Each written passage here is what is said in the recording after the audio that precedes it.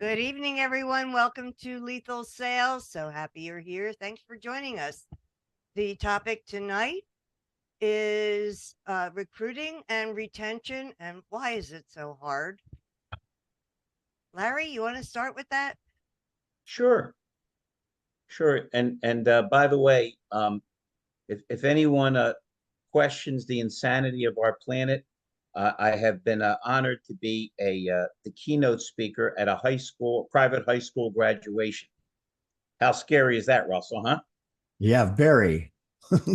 Teaching Um, the the reason that retention, reason that hiring is so difficult is, and I'm sorry if I'm starting off a little too philosophical, is we've lost our thread as a country, as a species, and the things that should delight us have got turned on their head.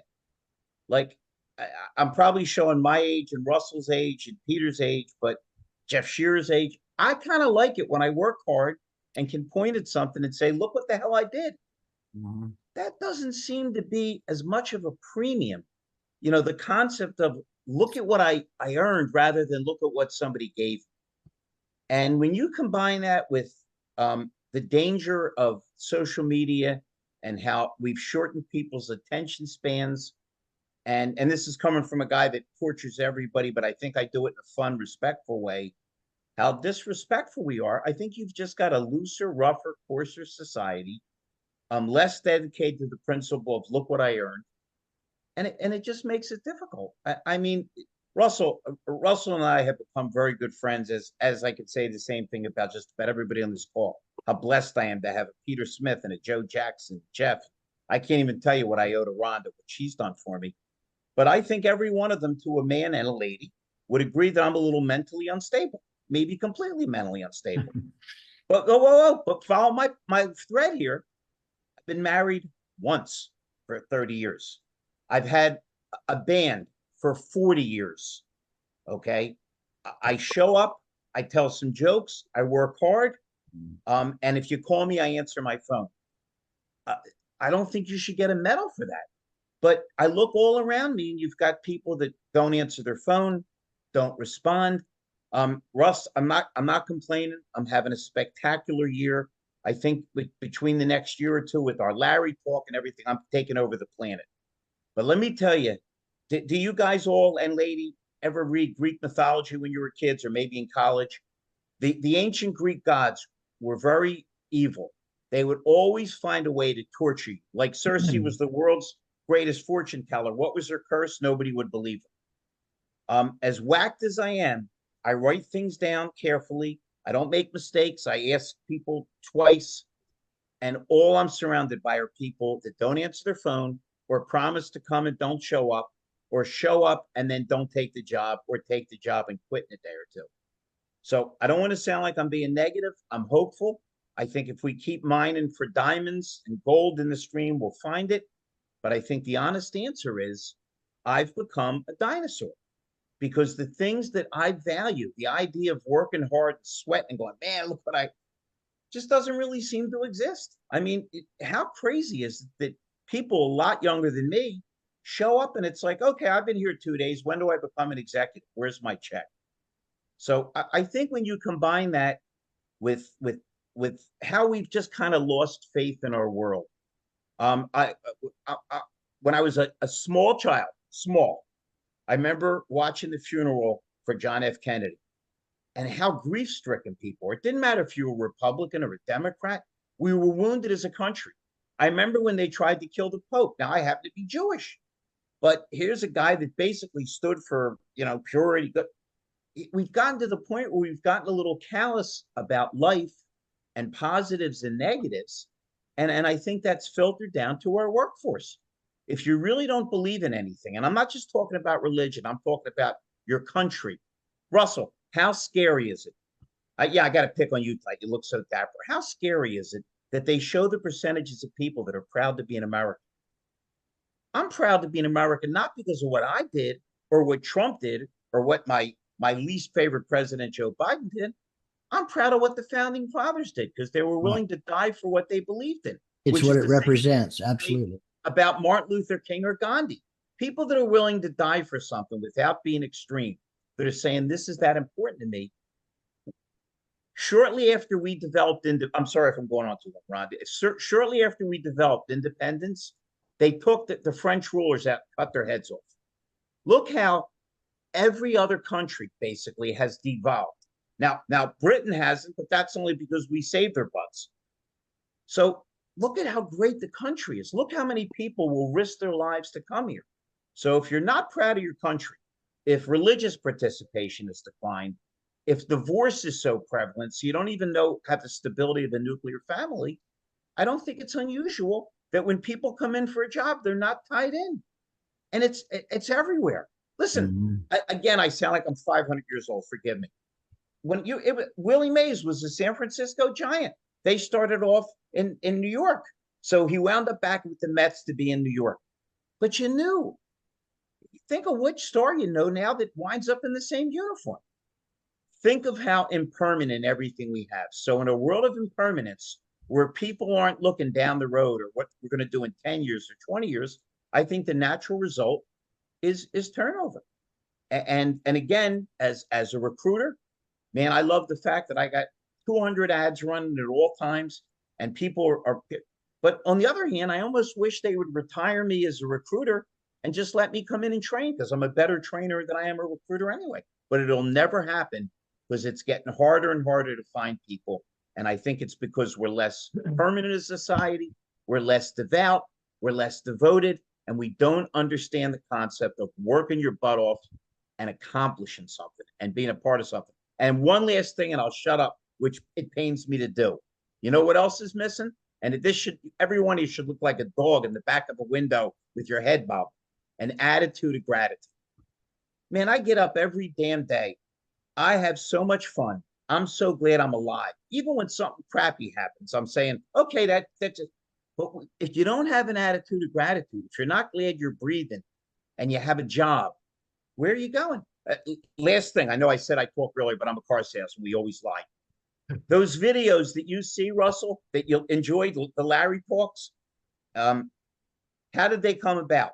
Was it 9 weeks? No, I grabbed Rhonda. I says, come on, we're going for a little ride. How long, Larry? 3 hours later. And this is while I'm texting, driving on both sides of the road. We get up there. We filmed everything in 1 or 2 takes, and we came back. We had so much fun. We winged it. We had such a feeling of accomplishment.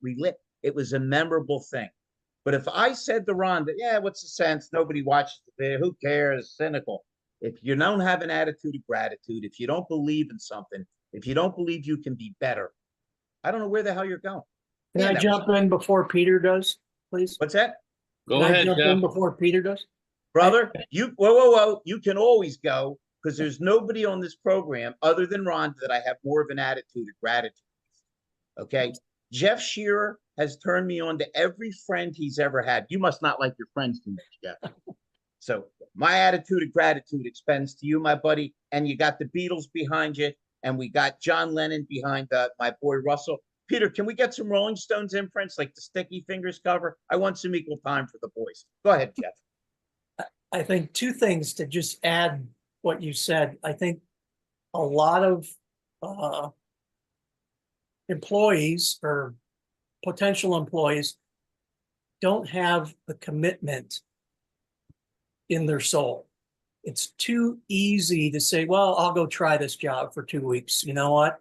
And if it doesn't work out, doesn't work out.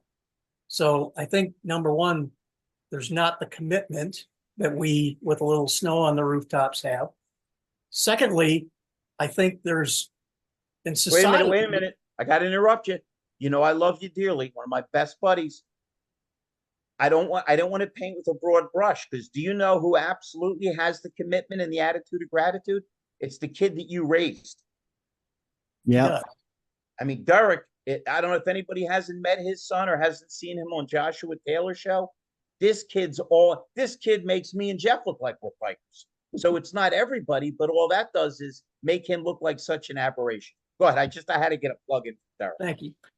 And then I think there's also, again, society is lean more towards blaming somebody else for what happens.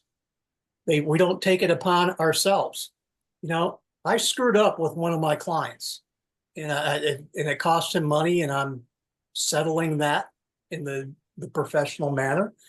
But I owned it. It was my mistake, and I didn't say, well, if the vendor would have had this or whatever. I'm not pointing a finger at anybody.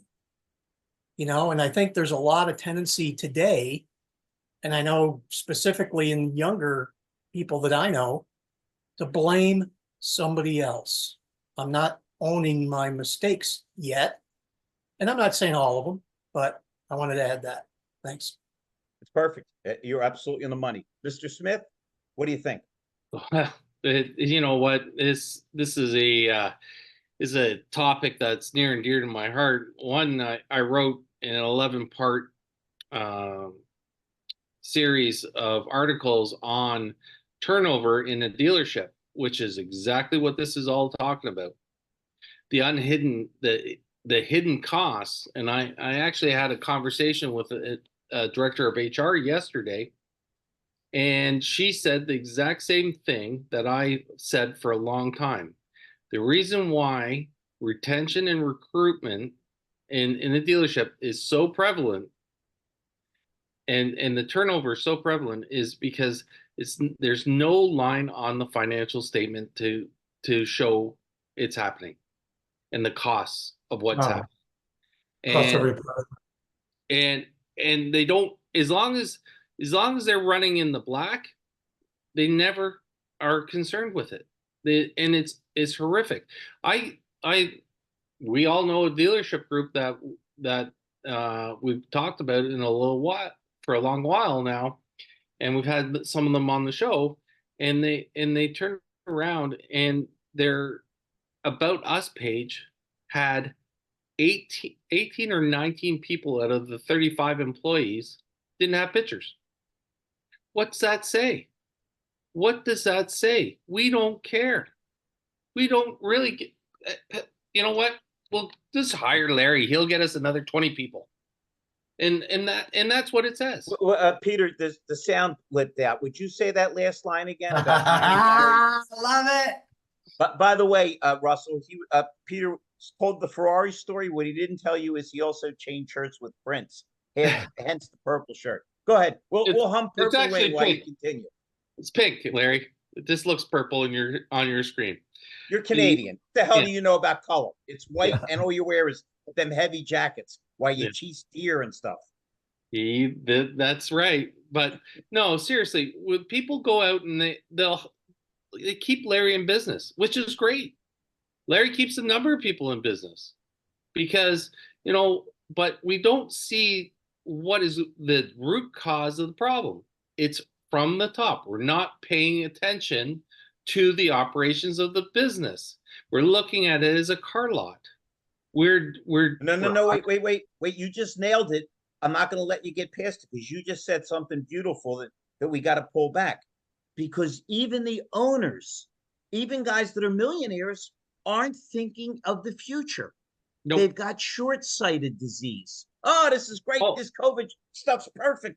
We're making millions of dollars. Well, don't worry, we'll never have a lot of cars and floor plan expense. Wow. If even the owners aren't going forward, aren't looking past what's around the corner, or in 2 years or 10 years, how the heck can the employees do it? Do you know what? Like Don was going to say something when you're done. I'm going to say one last thing, and then I'll pass it on because I had a great conversation with Jason today about this. But the whole thing is the whole business is infected with something. Absolutely, it's rampant infection. It's worse than COVID. It's the 30-day disease. It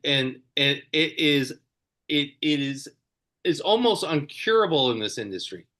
No one looks past 30 days.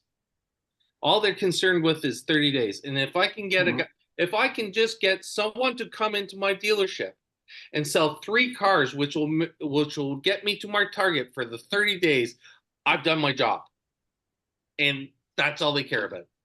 And that's why the business, and David Spizak said it best. In 1970, the average car salesman sold 10 cars. Going right through every single decade, right up until today, The average car salesman sells 10 cars. Technology didn't change anything. CRMs didn't change anything. Nothing changed anything because the mindset and the attitude never changed. It's a 30-day infection. Hey, And Peter, that- are we allowed? I don't want to agree. Are we allowed in on these or? Oh, All absolutely. the time. All the Jump time. in. Speak up any damn time you want. You don't have to raise your hand. Just go ahead. Much love. Steve, you sit here. Just those of y'all that know my voice. I agree with you 1.5%. I think. Hey, wait a minute. State your name so Rhonda can identify you. You look Oh handsome. my gosh. I've already got it for her. Okay. My name is Stephen Jason Fucile for the record, but I agree 1,000,000% with what you just said. I think that's always been the biggest problem is that it's a 30-day disease. If I was talking to a friend of mine that's I worked with for 25 years. He's my older brother in the car business, taught me everything I know. One of the best car guys I ever met, by far best manager I've ever seen in all of my travels. And he's finally worked his way up to a GM job after learning some humility. Imagine that. And he's in a small dealership in New Mexico. And Stephen, what was that? What was that word you used? That H word? Humility. Humility. I gotta look that up. I've never heard of that word. That's a If you cuss say it well word. enough, you'd understand. Oh, come on, Larry. It's so two folks have it. Yeah. Go ahead, Stephen. Humble brag. Yeah. So we were talking 2 days ago, and I'm talking about what he's done in the dealership, and basically what it kind of came down to was he's allowed to try things. And I said, like, how's that working out? And, how's this thing that we talked about a couple months ago working out? He's like, it sucked. And he goes, and I was like, isn't it cool to know that you can just try something? It sucked, and you're not worried about whether you're getting fired tomorrow. You know what I mean? Like, oh, that thing. Oh, remember that bad idea you had? You're out, pal. You're out. Like, you're not allowed to fail because you have a 30-day disease. That's it. You're 100% right. Thanks for adding that in. Jason, did you have something you wanted to throw in? I do. I mean, a lot. I think it not only starts from the dealer principles, but I think it also starts with the manufacturers. If you look back to General Motors way back in the day when they offered 0% financing, and then they raised their rates at that point, what happened to them? They lost a ton of business. They looked at the short-sighted goal of trying to obtain a massive amount of business in a very short amount of time, and then they jack up the rates. And then what happens? Everybody goes somewhere else. It's a short-sighted decision to a very large problem. It's the same thing in our business when we have an owner, a GM, anybody in management that wants to let go of the person immediately after they make one mistake, one bad move, one bad phone call, one bad CSI survey. A lot of that's a coachable event that you can educate, coach, and bring that person up instead of breaking them down. You don't want to knock them down so hard to where they want to, move out of your store or move on to another one or quit the business altogether. You hired them for a reason more often than not. What was that reason? Why? Why was the reason you hired them? And why are they here? What's their reason for being here? And when you make those decisions to hire, to fire people, to retain those people, you have to look at a hard look in the mirror of yourself and realize, am I part of the problem? Am I the one that's not building that person up? And I am the one that's not educating my team, my staff, all the way around. Case in point, even today, to your point, Larry, I had a conversation with one of my technicians. I wasn't even at work today, but we're chatting back and forth, and he wanted an extra half hour of labor to change the oil on a Hyundai Genesis because he had to remove something to get in there. And I was like, buddy, you're playing blackjack against the house here, okay? You got to take the good ones with the bad ones.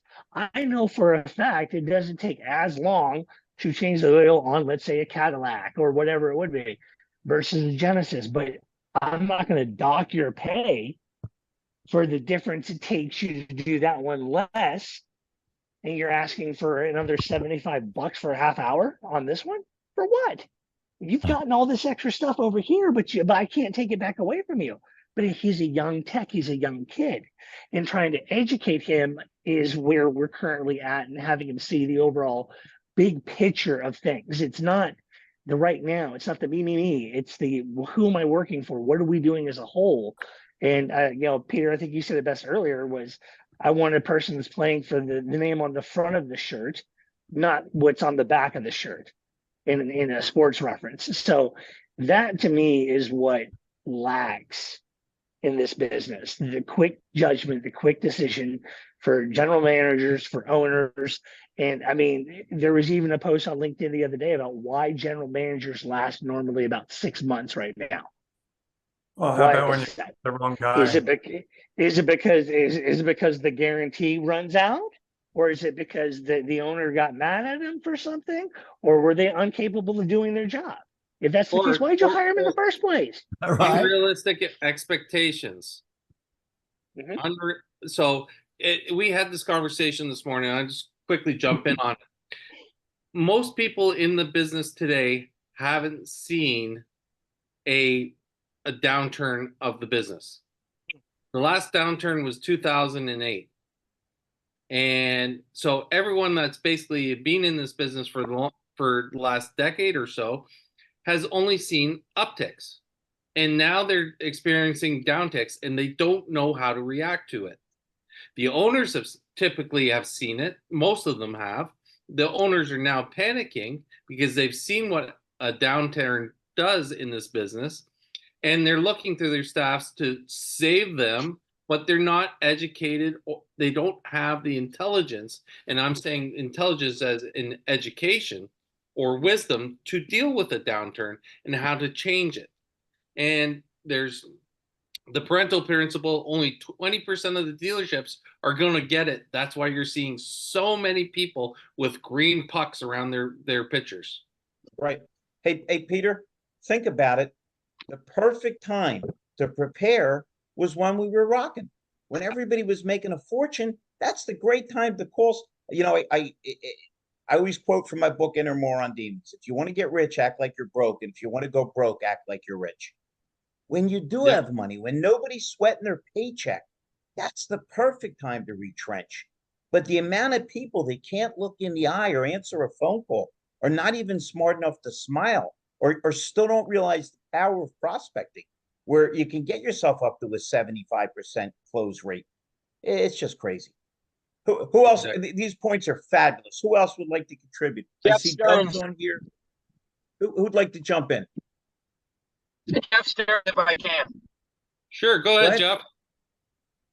Jeff Scherer got me to come on. I was grocery shopping on the way to dinner, and I'm like, I'm not going to say anything. I don't have any time, and I can't. Get out on the pier and get on your boat. Get going. Can't keep it on. So, as far as the turnover piece and the cost to HR and all of that stuff, I'm sure there's a number behind it, and I'm sure the number would be motivating to not want that. My point of view, I was in stores 28 years, now I'm a vendor for 12 years, but running in stores 28 years, running stores for say 23, 24 years, and Jeff Scherer and I shared an owner at one time. I didn't want turnover because all I wanted to do was have each salesperson build their own business so I didn't have to advertise, and have each tech build their own business and each writer run their own business so I can reduce advertising and have everyone have their own following. Hiring was, I tried to talk them out of the job for an hour. And I would just keep telling them, then it's going to be melting. Okay. And you can't find the key. Okay. And it's not in the key machine. The person that did have it is at lunch. And then you have to get the other key. And then you can finally get them in the car and it's out of gas. And okay, so you get gas and then you need the jumper box. And it's not in the yellow box where it is by penalty of death. You always put the box in this spot every time and it ain't there. And you're a chick and you're wearing heels and your makeup's melting and whatever. And or you're a tech and you're in the stuff.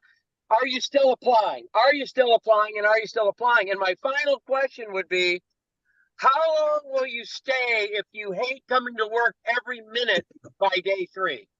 Yep. And if they wouldn't give me a year, even if they hated every minute of it, I was out. And Jeff Scherer knew some of my organizations. I had like no turnover. Well, you listen, but you look, I know you a little bit. You cut out all the bull, okay? And you did that when you were running stores and you were involved. But when you think about it, Jeff, I'm not knocking anybody. I love the business. I love the people that I've met in it. How insane are we that I've been to 1,000,020 groups and sat with 1,000,000 dealers, and they all cry about retention through the service department, but they don't have sales service meetings. They don't insist that their guys, when they're selling, do a service walk. So if you say, Larry, I got a lump in my head, what happened? I hit myself in the head with a hammer. And every day I see you walking around with a hammer hitting yourself in the head. After a while, there has to be some self-realization. You had it, I had it in my store. I realized how valuable every was and how horrible it was to replace them because of the cost. Well, for sure it's out there and none of us understand it. Or those of us in that camp don't understand it. It's like not understanding a lot of things, but it's really not necessary. And it's also really not difficult. And if the thought is on both sides to become family and to sustain their families for generations, then I don't want to say it takes care of itself, but it fosters the next behavior when it comes to mentoring, growing, warning, feeding, whatever. But Jeff, easy doesn't always work. Listen, go to any bookstore. There's 27 million diet books. How much? Listen, you and me could write the world's greatest diet book. We'd show a jump rope and a glass of water. Every time you find yourself sitting on your butt, jump rope. And anytime you want something with sugar, eat water. And I guarantee you'll lose weight. That's way too simple. Eat nothing but beets. Eat this. So it's the same thing. Simple is simple, right? The Mark Twain quote, the problem with common sense is it's not that common. I mean, it seems logical to us, but look how many dealers get themselves jammed up because they're not paying attention. Jeff, I tell this story all the time. I'm sorry if I'm repeating myself, but it scarred me. I'm at the store 1 week. I wound up owning the store down the road. The GM's leaving, and the operator says, "You have a call, boss." And he says, "Tell him I left." I never heard anything so stupid in my life, but I still see that kind of behavior. People that make themselves unavailable. Okay, can I throw something in real quick? Please. Brian Great meeting. I'm glad Jeff. Brian Kramer was on the show, I think, towards the beginning, and he said something that's struck me and stuck with me, and that is that it's $40,000 to onboard a new employee. That doesn't Minimum. Oh, Peter's got the numbers. yeah. It's a lot more than that, Rhonda. So I mean, if you're talking that kind of money, and you're gaining and losing 10 employees, really, they have that kind of money to burn and not look at it? No, because they're not thinking about it, Rhonda. It's not that they don't have it; it's they're not paying attention. Like Peter said, there's no line on the statement that indicates, it's like there's no line on the statement that says what you didn't sell, what you missed by not paying attention to your ups or following through. Looks like Doug's jumping in. Doug, what are your thoughts, my friend? Oh shit. It's funny. I was thinking about this from the dealership standpoint, and I think it all starts, and Peter alluded to it, it all starts at the top. And most dealerships don't have the right culture, don't have the right attitude to create a career versus offer a job. Most managers are so afraid of creating subordinates that are better than them that they'll hold back on coaching and developing. And I think that that's really where it all starts is, I went to a dealership's website and they literally had career paths on the website for potential hires. And I thought that was the most ingenious thing because to me, if I was looking for a job, that screamed a company that wanted me to grow and to flourish and to have a career. And I just think those type of dealerships are in the minority, and it has to be an attitude switch in that regard. Yeah, Premier Auto Group has that.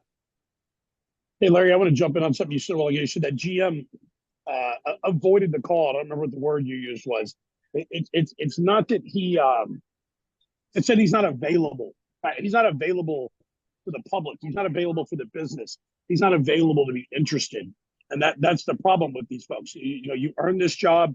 And look, it's a browbeat for 15, 20 years to get to that spot, right? Who set the GM share, right?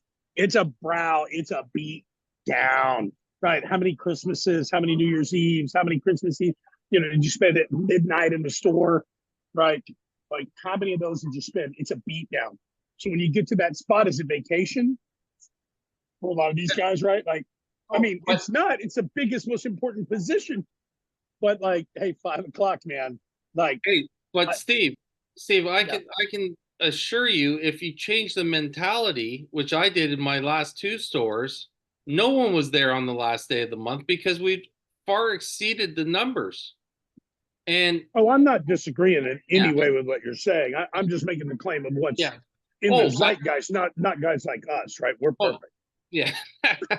Well, I mean, you guys look at how many dealership websites they list everybody except the GM, and he's there, but you don't see his contact He's hiding, Doug. He information. doesn't You want to don't be in the see his line of picture. fire. To me, that speaks volumes of what's going on. Yep.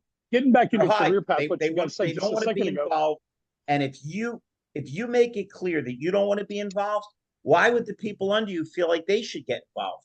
They don't Amen. see the reward of keeping their hands on things, being in touch with your people. It's crazy. How many salespeople do you think we've lost to the HVAC industry?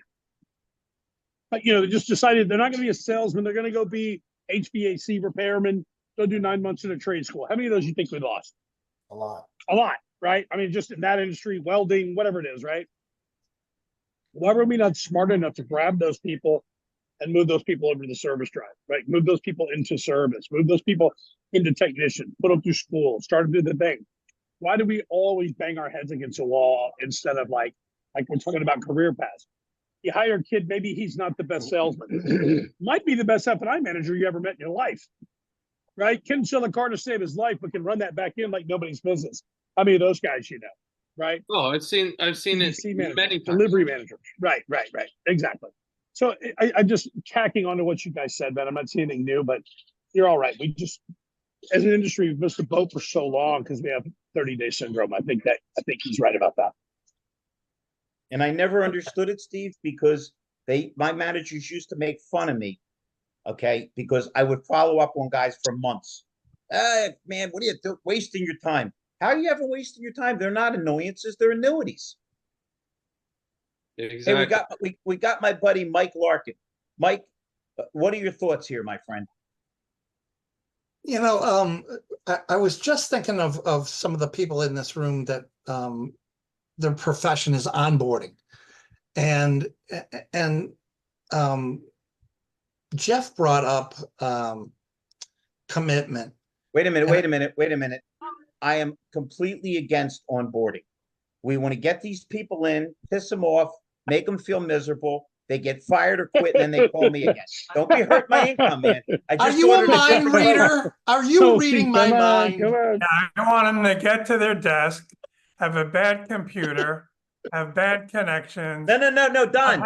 Stuff ready to go. How about when I go into these places? Like, guys, you'll love this.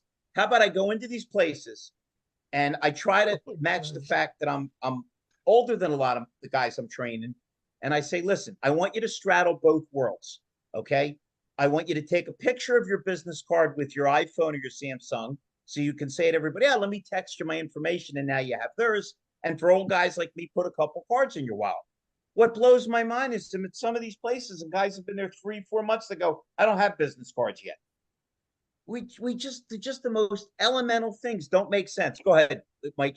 That just jumped into my mind because I just left the place on training. Stream of thought, right? 3 stream of thought.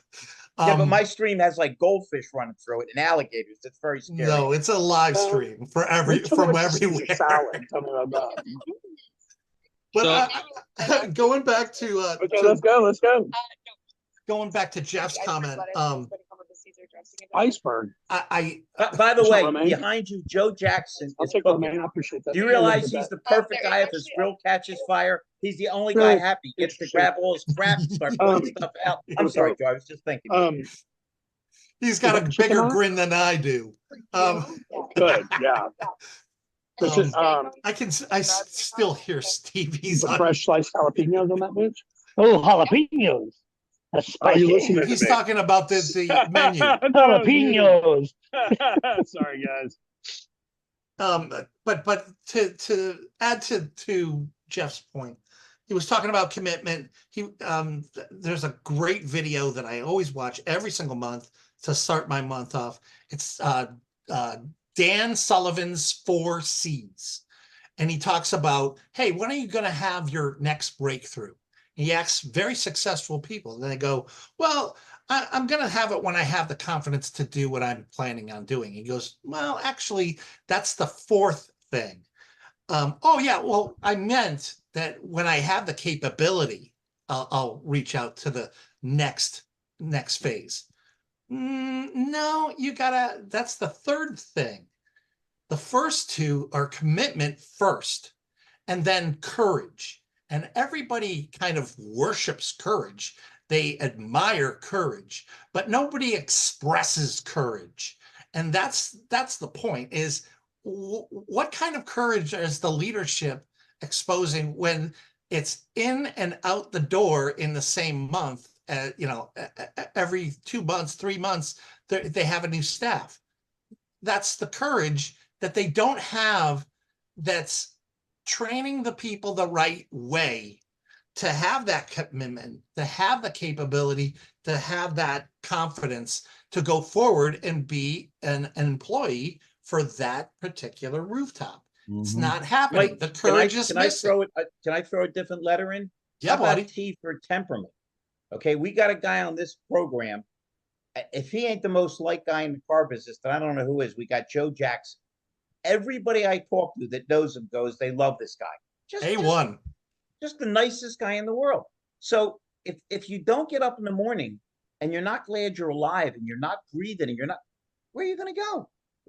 I don't know. Listen, I don't know if Joe Jackson graduated from an Ivy League college. I don't know what his wife looks like. I don't know if he's got $12 million in the bank.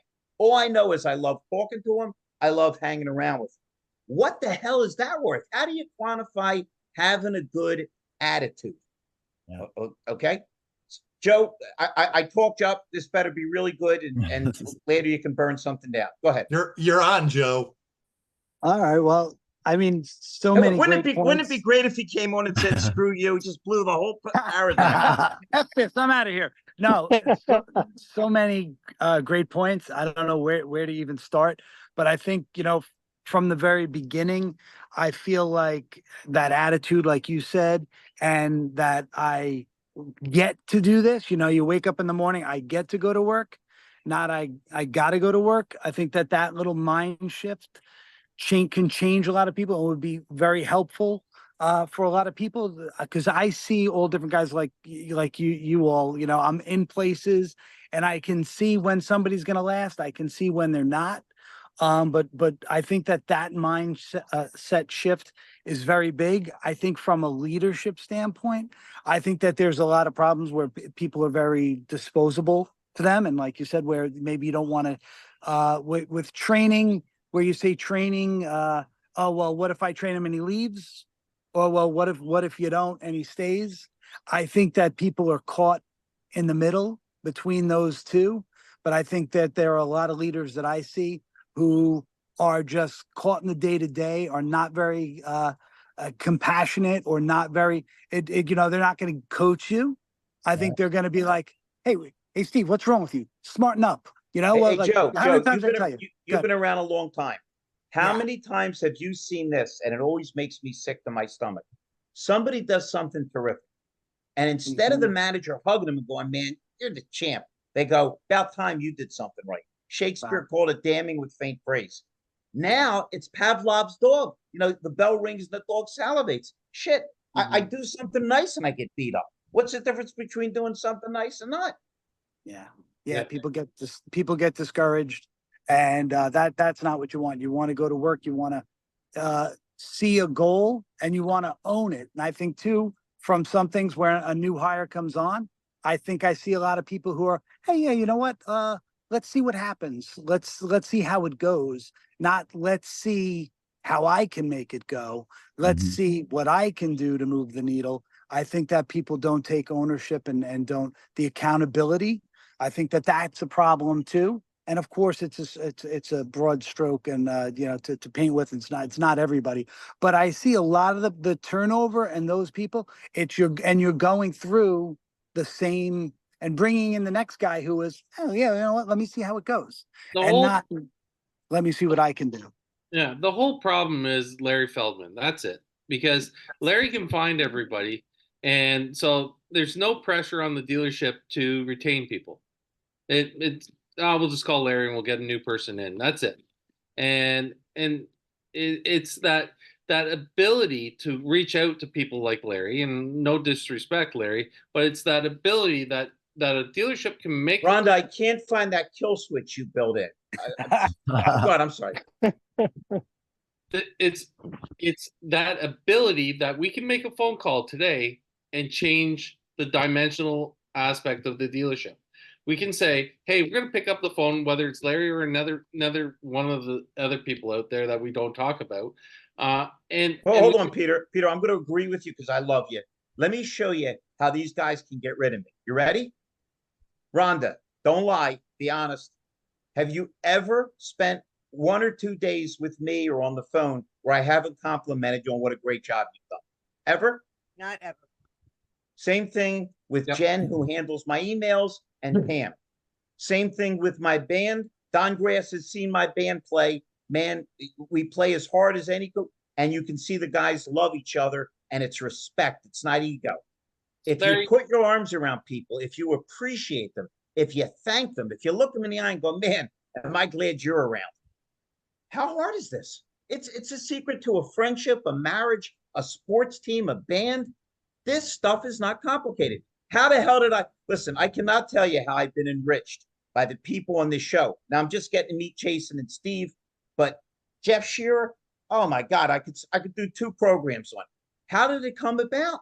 It came about because the relationship he tried to forge with me and his son, which bounced back onto my relationship with him.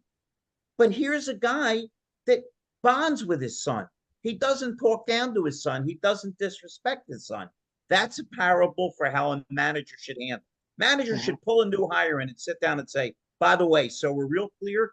If you need something, if you get confused, come to see me because you and me are tied at the hip. Larry, I'm a victim. You don't understand. I suffer from terminal uniqueness. You just really don't understand the problems I'm facing today. I just can't rise to the challenge, buddy. You know, I understand that. And guess what? I noticed that about you, Mr. Stupid Youngster.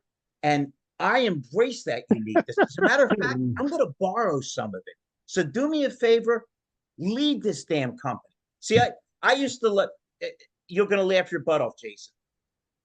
I never was mean to anybody till I fired them. Because I've seen managers, owners, grab managers and call them every filthy name and then say, you got me? And they leave. The first thing the guy does when he's out is he gets on the cell phone and he starts looking for a job. We could have a whole separate show of cut downs I've been had by a manager and beat downs we've had on Saturday morning FU meetings and whatnot. Whoa. You mean where they call you every filthy name? Yeah. Forget that your mother and father were legally married because they call you bastard. Use the F word in 100 variations that Richard Pryor couldn't figure out. And then when you're demoralized, they go, let's go out and sell some cars. Sell some cars. I want to go out and kick my dog. Yeah. I was actually told once to go drown myself. Yeah. We got Don Graff on the show. I always like to hear from my buddy Don. Don was having a kind of a rough day, and he said that he wanted to get on the show and smile. Hopefully we've picked you up a little bit, Don. Absolutely. Not as bad as my act there, but remember the Sussmans, they sold their dealership successfully. Yeah, to the Rosenthals. And the Rosenthals screwed it up. They hired the wrong guy. Beans. Yep. And they hired a guy, and he promised the Acura service manager that he would be the director of stores. And he saw that he brought his own person in, and he left. He took 9 technicians with him. Larry and I had a friend over there, Pat Olivetti. Oh, great guy. Hey, Joe, this guy's your twin, the nicest guy in the world. Hey, excuse me, but I have to run to the little boys' room and then log in and get ready for this next meeting that I hope some of you are coming to. I'm looking forward to it, but I appreciate all the love and support, and y'all have an awesome night. Whoa, don't be the mystery man. The next show is gonna be the automotive partners, okay? Everyone that's on this show, you can include you, Joe, you can tell what you do, push your wares. It's for us all to band together and push ourselves forward. It's gonna be right after this show. Yeah, but on that show, Russell's gonna do the perfect pitch. Well, okay, that's a lot to live And up to, but I he's gonna appreciate be it. able to learn off of Russell's experience and wisdom. Thank you I will all. try See you in a I'm few. going to go try Great to put the seeing you, kids Russell. down and come back. All right, bye. So back to the Sussman story. Because they hired the wrong guy, it cost them $300,000 a month in lost service revenue. Okay. And over the last 2 years, Larry can attest this, the Sussman, well, whoever, the Rosenthal company outside of Philadelphia had to sell most of the stores to Fred Bean. But not only that, the Rosenthals in Virginia went out of business and they're selling their stores. They hired the wrong guy who lied to the wrong guy. So you have to know who you're hiring to run your operation. You hire the wrong person to run a $1 zillion operation. They had Mazda, Honda, Acura. What else did they have there? Genesee.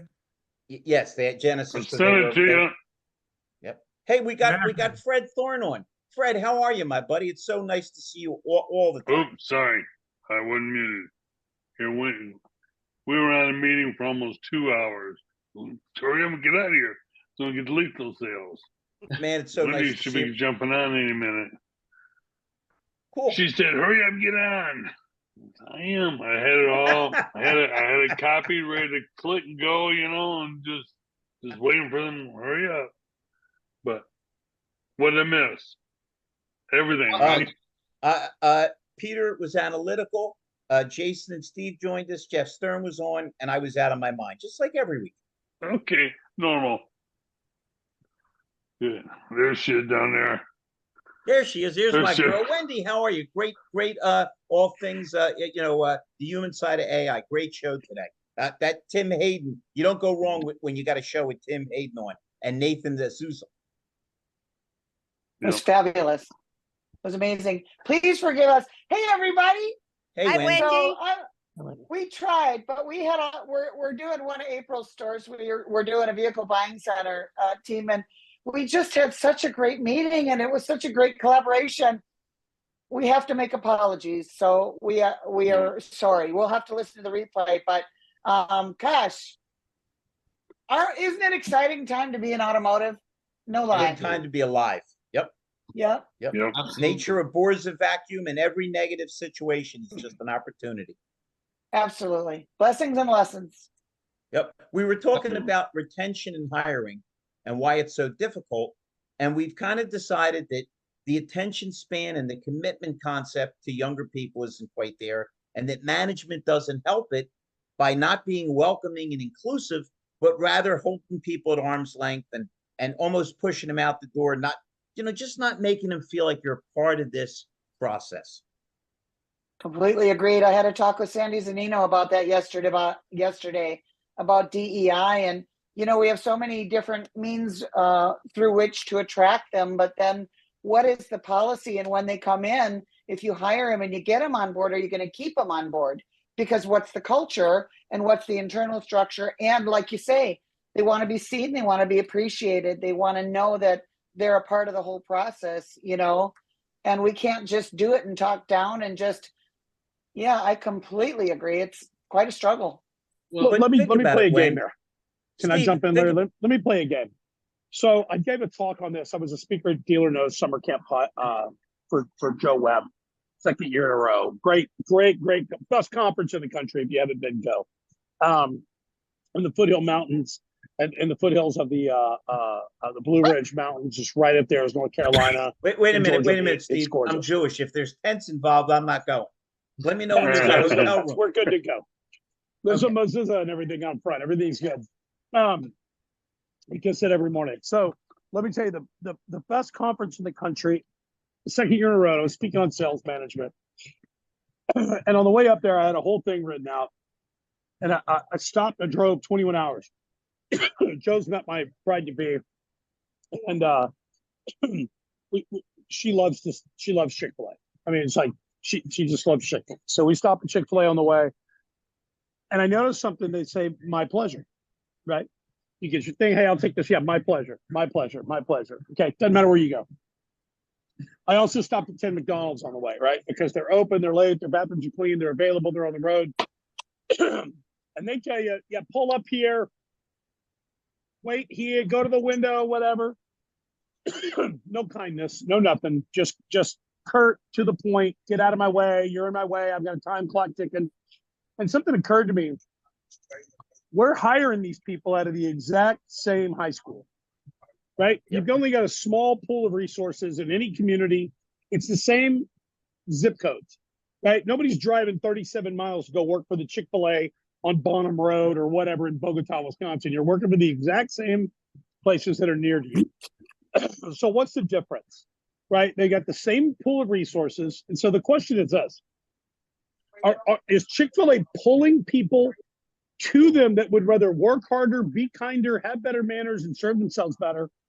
Or are they training those people to be that? Now it's chicken and the egg, right? Steve, I can answer that. It's both. It's like kids rebel against discipline, but they want discipline.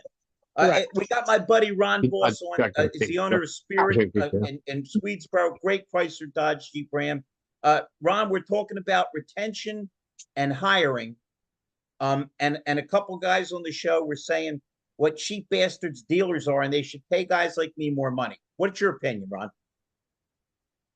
Just pay the money. There we go. Ron's one of my best buddies, so I can't bust his chops. I'm going home. Listen, what do you think, my buddy? You and understand this guy's the antidote to what you're talking about, Steve. It's not Larry's fault. It was my fault, Ron. Listen to me. His people love him. He knows everybody's name. When I went down to do training for him, he was in the room. It wasn't like, yeah, let me know how it goes. When there's a service lag, he don't complain. He goes back there and rolls his sleeves up. So he's definitely the answer, not the problem. Right, Ron? Let me see this. No, I just want to add this that, and I'm just literally catching the tail end of this, and I've missed every meeting today because it doesn't matter. You and I talk. But the long and short of it is, you and I have established a relationship where the cost of something is, I'm not worried about it. If I have a need, I call you, let's fill it and move on. But again, that's a relationship that you and I established. So but I will tell you that, as far as like recruiting and things like that, like part of the, the challenges, of course, are my time. My time is, and we talked about this, like, and I think you understand it best where, okay, listen, do me a favor, just screen them, and then I'll take it from there. If you see like somebody that's just not a fit, I'll trust your judgment on it. I'm good with that. But to do what you do, you have to kind of really, you got to kiss a lot of frogs to get to the prince. I get it. So, and I don't have time for that, but that's your wheelhouse. That's what you do. And, and that works, so the relation you and I have, it works for me. And that's, at the end of the day, it's all that really matters. So I got a good looking woman like Wendy on, and who am I building a relationship with?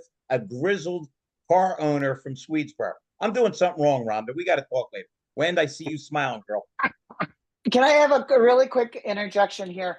I have something for food for thought in the recruiting area, because again, something I was reading about yesterday, with regard to recruiting and applying for jobs and hiring and everything. Now with the introduction of AI aided resumes, employers and hiring companies, recruiting companies are recognizing that, they're searching certain keywords. They're all identical because they're all using ChatGPT. So that's going to be a challenge too, because once you do hire them, how much of it will you realize after the fact might have been smoke and mirrors, and then you're going to have a different problem. Bingo. But you're always going to have to weed through this. Handsome. But then there's the human side. Yeah.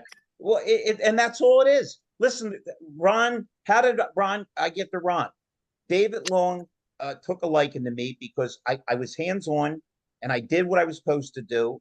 Ron heard me, David talking about me on the show. Ron hired me. within 3 days, not only did I get him people, but one guy was so good. I said, Ron, what are you doing? What do you mean, what am I doing? Can you talk for a minute? He says, about what? I says, I got a tech on the phone. He called me later. He says, nobody ever did that for me before. Well, why the hell not? If our job is to sell cars, if our job is to get people hired, if our job is to set up a buying center or BDC, let's do what we're supposed to do. And I do want to interject something. So, and I don't want to sound like biased when I say this, but a lot of times I'll kind of look at a resume, and again, I'm trying to run a store. I'm not trying to, hire people, but I will take the recommendation where Larry will say, I see what the resume looks like, but just talk to the guy. And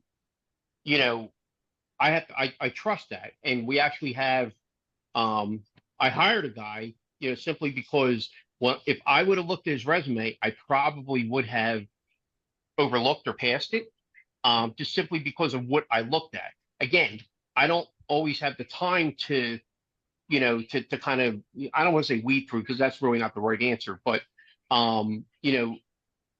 like I will admit to everybody here that, interviewing and recruiting is not my strength, so therefore let's give it to the pro. No different than any of you guys on here. If you have a mechanical problem, I don't know who's a mechanic or who's not, there's a point where you say, okay, I'm not going to AutoZone and hooking this shit up. I'm just taking it to somebody and let them fix it. So that's the point that I'm making is, we've established, a relationship and a connection where if he tells me, here, take a look at this, I will tell you, to be brutally honest, I would look at it and say, I would have passed on this. I don't know that I would have talked to him, but because you did the vetting, you did the screening, you took 5 minutes and talked to him, then okay, I'll trust that and move on. So at the end of the day, everybody on this call, whatever you do, your time is valuable. It is worth a ton of money. And, I need to focus on where I need to be. But, in order to do this, like, I also have to kind of trust the process and trust who I work with. And I can always just speak for, again, my relationship with Larry. He's 100% right. Larry is literally an hour from me, and a guy from California is what put us together. So just goes to show Wait a you. minute, Ron. It's time for a Ben Franklin quote, my all-time hero. If you love life, then value time, because that's what life is made of. Yep, absolutely. Everyone, I have to bail out of the room, so thank you for coming tonight. But we'll see you in the next one. All right? But go ahead. See you We're jumping tomorrow on the night, Clubhouse, Peter. right, Peter? Yeah. Tomorrow night at 8 o'clock Eastern, right, Peter? Yes, and so Clubhouse for automotive innovators and disruptors have Duran Cage, David Lowitz, and Brian Ortega talking about Video Killed the Radio Star and how video implemented into the dealership is a successful platform. I'm heading off to the APA room right now, which is Russell Hill doing the perfect pitch. So have a great one. I'll be right behind you. We'll see you there in a few The minutes. people that joined in, Jeff, Jason, it was such a pleasure. Steve, come in anytime you want. We always have fun. Everybody's always open to every opinion, and we appreciate the heck out of every one of you. Thank you so much. Thanks. Good night, everyone.